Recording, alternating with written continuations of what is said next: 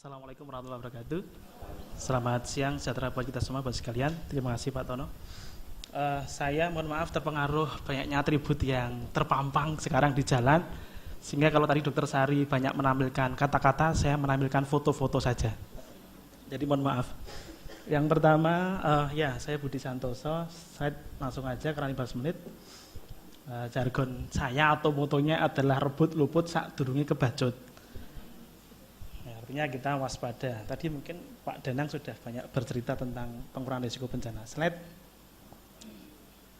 Alhamdulillah saya bisa menikmati bersama dengan teman-teman yang hadir di sini. Saya kira dari 2004 tsunami Aceh dan seterusnya sampai dengan terakhir Cloud kemarin. Slide. Di MDMC ada 4 klaster. Yang pertama adalah Search and Rescue atau SAR, kemudian Emergency atau tim medis, kemudian Psychovery atau psikososial, dan yang keempat adalah Comdev atau Community Development. Kebetulan saya sendiri diamanai menjadi koordinator tanggap darurat. Jadi kalau obrolan dengan BNPB saya mesti sering kontaknya dengan Pak Dodi. Kalau kontak nasional. Tadi mungkin sudah ada Pak Dodi di awal, kalau nggak salah editornya. Slide berikutnya. Dalam setiap respon MDMC itu mesti kita senantiasa mereferensi standar advokasi di 4 bantuan: air bersih, sanitasi, promosi kebersihan, kemudian bantuan makanan, kemudian bantuan hunian, dan layanan kesehatan. Nah, alhamdulillah kalau di MDMC ini kita mempunyai 60 tim medis yang sudah hampir merata di seluruh daerah. Karena memang home base-nya di Rumah Sakit Muhammadiyah. Jadi kalau di Jawa hampir semua merata. Di Jakarta ada Rumah Sakit Islam Cempaka Putih, ada Rumah Sakit Islam Pondok Kopi, dan seterusnya sampai di Jawa Timur lebih banyak lagi. Jogja dengan Jawa Timur lebih banyak Rumah Sakit Muhammadiyah di Jawa Timur. Slide berikutnya. Nah, 2014 kami merespon di 4 titik. Yang pertama di Sinabung, dari awal sampai dengan akhir sekarang masih berada di sana. Kemudian banjir Manado, Bandang Manado, kemudian saya sendiri dari sana. Kemudian banjir Jakarta yang sampai sekarang masih kita, karena memang Jakarta saya kira kita semua paham. Kemudian banjir Jawa Tengah dari Demak, Kudus, Pati, kemudian Rembang, kemudian di Gunung Kelut yang sekarang masih berada di sana. Sebelumnya kami hampir dari Sabang sampai Merauke kita merespon. Setiap kejadian bencana MDMC alhamdulillah bisa merespon, bisa bersama dengan teman-teman sekalian dan juga pemerintah. Slide berikutnya. Nah, berikutnya tentu bahwa kalau kita melihat 3 tunggu pemerintah, maka dalam setiap aksi MDMC senantiasa kita 3 tunggu itu kita perhatikan ya, di pemerintah, swasta, dan dunia usaha, kalau kita amal usaha menyebutnya. Seperti yang di Barito Utara, ini Pak Pardide, Kepala BPBD, ini Kepala Dinas Kesehatan, saya kemudian Kodim. Saya kira Pak Danang mungkin sudah bercerita mengenai rencana kontingensi dan rencana aksi. Nah, di BPBD ini belum punya rencon untuk banjir, tetapi pada waktu itu kita kemudian mencoba untuk menggagas, membuat rencana kontingensi dan langsung menjadi rencana aksi karena sudah banjir di Barito Utara. Slide. Nah, dalam setiap pola yang kita lakukan tentu didasari dengan assessment, dari first assessment atau rapid assessment sampai dengan re-assessment dan seterusnya. Dan biasa kalau kita mengassessment pasti kita akan melihat hazards-nya. Kalau misalnya gempa, maka kita bisa menandai rumah-rumah yang telah di-assessment dengan tanda seperti itu. Baik untuk rekan tanah maupun untuk gempa, kita bersama-sama dengan relawan kita memberikan tanda-tanda. Jadi ini yang sudah kita assessment, kelayakan dan ketahanan bangunan. Kalau konteks banjir dan seterusnya tentu gitu, istilah kita adalah jalan-jalan sambil cari data. Formnya berkaitan dengan form, itu tentu kita di MDMC kita mengkaji yang dipunyai oleh BNPB serta yang dipunyai Dinas Kesehatan atau Kementerian Kesehatan. Di Kemenkes sudah punya form untuk asesmen medis. Kita mencoba untuk mengkompilasi dan membreakdown serta menambahi beberapa hal yang kita anggap belum sempurna. Jadi kita punya form sendiri untuk melakukan assessment. Dan nanti kita sinergikan dengan pemerintah, dengan Kementerian Kesehatan. Slide. Nah, untuk pola respon SAR, ini beberapa kegiatan yang telah kami lakukan. Jadi evakuasi penyelamatan awal di MDMC pasti yang turun pertama adalah SAR. Di MDMC SAR hampir merata di seluruh Jawa terutama, dari Jawa Timur sampai dengan Jakarta, karena base kita adalah Mapala dari Universitas Muhammadiyah plus dari SAR Kokam. Dan mereka telah, kalau BNPB mempunyai sertifikasi relawan untuk umum, termasuk saya ini juga relawan yang telah tersertifikasi oleh BNPB, karena dulu pernah ikut pelatihan relawan. Di MDMC kita juga melakukan pendataan serta sertifikasi untuk relawan, termasuk SAR, dengan standar kompetensinya. Kemudian slide, nah medis, sekali lagi di MDMC kita didukung oleh 60 rumah sakit Muhammadiyah, plus ada beberapa tenaga medis yang di luar rumah sakit Muhammadiyah yang bergabung, yang kita data dan seterusnya, yang mereka siap digerakkan 24 jam, 1-24 jam. Modelnya kita membuat rayonisasi, kalau medis dan SAR serta logistik kita membuat rayonisasi. Di timur itu sentralnya di Jawa Timur, di Surabaya, kemudian untuk DIY Kalimantan itu di Jogja, kemudian untuk wilayah barat itu ada di Jakarta. Jadi kalau misalnya ada kejadian bencana di wilayah barat, maka yang bergerak adalah tim dari rumah sakit dan SAR dan logistik dari Jakarta ke barat. Jawa Barat, Jakarta, Sumatera. Kalau misalnya di Kalimantan itu maka DIY Jawa Tengah. Kalau di daerah timur NTT, Papua, Maluku dan seterusnya itu base-nya di Surabaya. Di MDMC memang paling kuat sampai saat ini adalah di medis, karena kita punya banyak sekali relawan medis, baik itu dokter spesialis maupun dokter umum dan juga keperawatan. Slide. Ya, saya kira ini beberapa aktivitas respon kita di Kemarin, termasuk ketika respon tentu kita akan memperhitungkan transportasi sarananya. Kalau misalnya banjir tentu kita juga harus memiliki transportasi yang berkaitan dengan banjir. Kasus seperti yang ada di Pati misalnya, beberapa daerah yang tidak terjangkau oleh kendaraan ambulan, maka kita menggunakan perahu. Dan perahu ini sangat membantu karena beberapa lokasi yang sangat terdampak dan tidak bisa dijangkau, itu bisa kita akses dengan menggunakan perahu ini. Contoh kecil ketika kemarin di Manado, itu ketika banjir, nanti di slide akhir kita ada ulasannya, sangat menarik kalau kemudian ini menjadi kajian diskusi di Fakultas Kedokteran. Beberapa pengungsi itu terutama kelompok rentan, itu ada beberapa yang tidak mau menempati posko. Ketika di Manado, miris Bapak Ibu kalau Bapak Ibu melihat, ada satu keluarga yang punya anak mental disorder. Jadi ketika harus mengungsi ke posko, mereka nggak mau karena malu, secara sosial malu. Saya harus berkomuna dengan orang-orang yang dianggap normal misalnya begitu, sedangkan keluarganya itu dua anaknya mental disorder.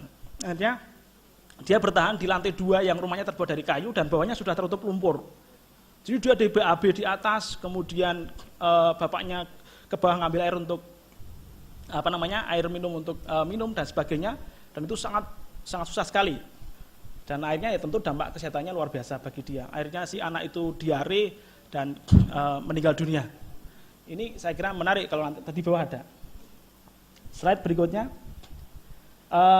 Medis kemudian psikososial, pendampingan sosial ini kita mengerahkan teman-teman dari psikologi, dan base kita juga sama, psikologi Universitas Muhammadiyah, Aisyah se-Indonesia, sehingga kita punya resource banyak, sehingga kita akses kalau kita mau merespon ke daerah manapun secara cepat, teman-teman psikososial ini melakukan respon dengan cepat.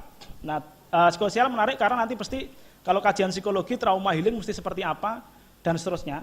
Tapi paling dasar bahwa di psikososial ini menceriakan kelompok rentan, termasuk anak-anak, termasuk lansia. Slide berikutnya. Nah ini di Karo kemarin yang saya juga hadir di situ, kita ajak pengungsi di Karo itu, kita ajak untuk tari. Walaupun saya sendiri nggak paham. Akhirnya saya yang diajari tarian tradisional Karo. Ini di pengungsi masih agak. Slide. Ini di Maluku Tengah, slide masih pendampingan sosial. Slide berikutnya. Nah, untuk dapur umum dan logistik tentu kita belum sampai ke arah standar seperti yang dilakukan Tagana. Kalau tadi mungkin ada yang dari Tagana presentasi, tapi paling enggak bahwa harapannya standar bantuan untuk makanan itu sudah mengarah ke sana. Kajian mengenai asupan gizi untuk anak-anak, kemudian untuk orang tua, lansia, terutama untuk orang-orang yang punya penyakit-penyakit bawaan. Itu sudah mulai kita lakukan kajian ke arah sana, sehingga ketika kita membuat konsep dapur umum ya minimal mendekati ke arah ke sana. Slide. Standar bantuan untuk air bersih logistik, kita membuat paket-paketan seperti ini. Jadi ini gelas ini yang untuk waktu di Rokatenda, di Pulau Palue, itu sudah sukses terakses, mereka nggak mau pindah. Nggak mau pindah karena di NTT itu, Rokatenda itu, masyarakatnya dulu pernah kapok, jera. Mohon maaf ketika dulu disanggupi BNPB, untuk pindah ke pemukiman, itu ternyata pemukimannya tidak sesuai dengan yang diharapkan, sehingga sekarang mereka nggak mau pindah. Nah akhirnya kita kita membuat paket-paket yang drigen ini bukan minyak, tapi ini air bersih ini. Kemudian yang atas itu saya kira sama dengan Oxfam, kita juga sudah mulai mengarah ke sana. Kalau misalnya daerah yang tidak terakses bantuan air bersih, maka kita membantu seperti itu. Dan sembako. Slide berikutnya. Kita juga, di situ ada. Baik. Lihatnya timer soalnya gitu ya, terburu banget waktunya tinggal sedikit sekali. Banyak slide soalnya ini. Mumpung masih kampanye. School kit, ya school kit. Jadi kalau kemudian bantuan untuk anak-anak kita buat school kit, ya ada buku-buku, alat tulis dan seterusnya lah. Saya kira secara deskriptif hampir sama dengan yang lain. Slide mas. Ini untuk personal hygiene kit. Jadi kita sudah punya lumbung logistik. Kalau kemudian kita merespon secara cepat di luar daerah di 3 zona tadi itu, maka ini secara cepat kita bawa. Cuman kelemahan kita adalah kita nggak punya akses pesawat. Sering sekali ya. Dulu kalau nunggu Hercules lama sekali. Pengalaman di Padang nunggu Hercules lama sekali. Pengalaman di Filipina, ketika badai di Filipina kemarin kita ke sana juga, itu juga dijanjikan ikut Hercules juga lama sekali. Kita akhirnya beli tiket umum gitu dan mahal sekali. Kita punya personal hygiene kit yang sudah kita packing, yang sekiranya kemudian terdampak, apalagi misalnya banjir bandang yang mereka kehilangan alat tulis dan sebagainya, secara cepat kita memulihkan keceriaan anak ini. Slide berikutnya.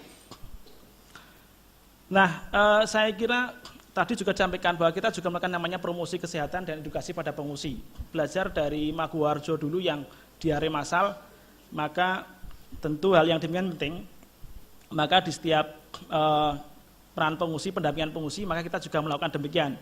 Dan kita tentu menggunakan kearifan lokal. Kalau anak-anak ya tayangkan TV, film. Nggak mungkin anak-anak kita slide-kan dengan PowerPoint, itu kurang menarik. Maka anak-anak kita tayangkan dengan film. Ini anak-anak ya jangan ditanya kok Pak, kok kenapa kemudian yang belakang bisa lihat ya, karena memang sempit sekali di posko pengungsi itu. Kemudian kalau orang tua baru pakai PowerPoint. Jadi kita jelaskan nih Pak, erupsi harus keluar dari zona ini dan seterusnya, mereka paham. Tapi kalau anak nggak paham, maka setelkan TV aja, film-film yang mengarah kepada arah untuk penyelamatan di bencana yang bersangkutan. Slide. Nah, Ibu sekalian, ini adalah peta-peta pendampingan yang telah kami lakukan. Ini ada di Aceh Tengah, di Takengon pada waktu itu terakhir ya, Ramadan itu. Dan dinginnya luar biasa, maka relawan itu mesti adaptasi. Itu aja baru di Aceh Tengah, dinginnya luar biasa. Apalagi di posko saya itu ada di Cangduri, itu paling atas, di atasnya yang kampung longsor ke bawah itu. Mungkin Bapak Ibu pernah melihat di film yang kampungnya habis itu. Dahsyatnya gempa itu, kata orang yang di posko kami, dia itu pegangan bambu, sampai kemudian bambu itu loncat di sungai sebelahnya. Saking kerasnya gempa pada waktu itu katanya, saya juga nggak menyaksikan. Jadi dia ditanya katanya dulu ketika gempa itu dia pegangan bambunya bisa loncat di sebelahnya. Sehingga kampung itu sampai ke bawah. Nah, itu posko kami ada di 3, Takengon di kotanya, kemudian di Cangduri sama di Buter. Setiap posko kita selalu mengadvokasi SAR, medis, sama psikososial, sama logistik. Slide mas. Ini di Batu Merah Ambon. menarik di Batu Merah Ambon ini terutama kajian relawan, karena ternyata sampai pada waktu itu banjir bandang di Batu Merah itu konflik antara Mahardika sama Batu Merah masih berlangsung. Ketika kami lewat itu bandem-bandeman antara Mahardika sama Batu Merah masih berlangsung. Slide. Masih berapa menit Pak? Waktunya habis. Oke, satu lagi. Ini yang di Kampung Brogo banjir bandang juga. Itu beberapa daerah yang kita tempati untuk posko penanganan. Slide. Ini Bojonegoro beberapa titik yang kami dampingi. Slide. Ini yang di Rokatindah. Nah, titik yang biru itu lokasi posko kami. Jadi posko MDMC ada titik biru itu Rokatindah tengah-tengahnya. Slide. Yang garis putus-putus biru itu jalur evakuasi, jalur pengungsi, jalur perairan kami dari tim MDMC. Kemudian yang merah itu jalur pengungsi. Nah, posko kita di Ropa, Waturia, Maumere, sama di Sika kabupatennya. Jadi yang merah pengungsi, yang biru jalur pelayaran kami. Pakai perahu yang kecil gitu. Slide. Ya itu ke Maumere, pakai itu perahunya Bu. Jadi mengerikan sekali. Slide. Slide lagi. Terakhir yang banjir Manado ini di daerah Tanjung Ternate, kemudian Ketang Baru, Karame. 3 itu yang terkena dampak paling parah. Slide. Itu sebelum banjir masih bagus, setelah banjir hilang semua itu. Slide. Narsisnya. Angin puting beliung Jogja. Slide. Terus konflik menarik. Dalam peran konflik itu paling menarik karena tentu singgungan sosialnya tinggi sekali. Waktu di Rohingya, di Sampang terutama terakhir lah. Isu si Asuni itu menjadi menarik karena tentu keberadaan MDMC, keberadaan teman-teman di sana dan seterusnya itu menjadi hal yang dalam dinamika manajemen relawan. Slide. Itu kasus-kasus yang kita tangani. Slide terus. Ya saya kira itu nanti mungkin kita bisa ngobrol lebih dalam lagi dalam diskusi. Terima kasih. Assalamualaikum warahmatullahi wabarakatuh.